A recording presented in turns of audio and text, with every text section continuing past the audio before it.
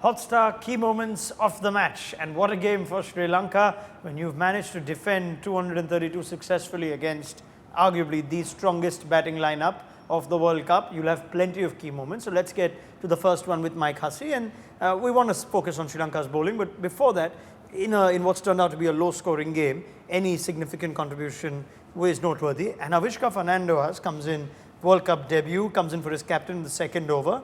He plays Jofra Archer, who's on a different planet at the moment, and he smashes him for 16. That's a key moment. It was incredible watching him go about. I think it was the way he scored his runs as well. Jofra Archer bowling with good pace, young batsman. He must have been extremely nervous playing in his first World Cup game, and also they'd lost 2 early wickets as well, so the pressure was really on him. But he just played beautiful cricket shots. The way he drove down the ground, and then also as soon as it got short, lifting those ones over the leg side as well. One of those sixes in particular off Jofra Archer was a massive hit, so he certainly looks to me like a real player of the future for Sri Lanka. Good temperament, good technique, and great shot making skills as well. Yeah, I mean, that very breezy 49 that sees a very handy partnership between him and Kusal Mendis. 14 runs is what he's managed to hit of Jofra Archer in the 6th over of the game. That just gave Sri Lanka that counter attack and got them to a position of steadiness after the early couple of wickets. Now, it eventually ends up being 232, and that's what the bowlers need to defend. So let's go to the bowling side of it now. And Lasith Malinga was going to be key. He had to get early wickets.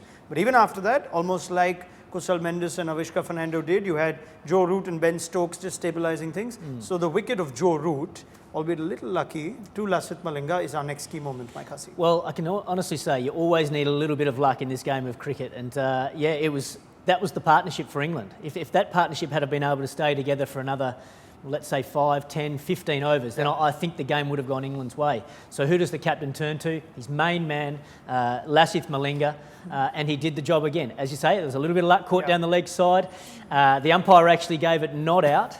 The Sri Lankans, they let the shot clock go all the way down to the bottom before referring, and they got it right. And that was a crucial wicket in the context of the game. I mean, you did get the wicket of Joe Root, but the fact remains that England bat deep. That's something we know. That's something they keep reminding the rest of the world about. So you still need to get the job done. They needed a runner ball in the last 10 with Ben Stokes set at the other end. And we're going to go to the 41st over now, Mike Hussey, for our next key moment. Because you don't expect Dhananjaya de Silva to run through batsmen, but it can happen at times. 3 for 32 from a guy who's supposed to be playing primarily as a batsman. And those 2 wickets of Chris Woakes and Untitled Chapter, who've played useful knocks for England in the past, equally sort of important given how close this game got.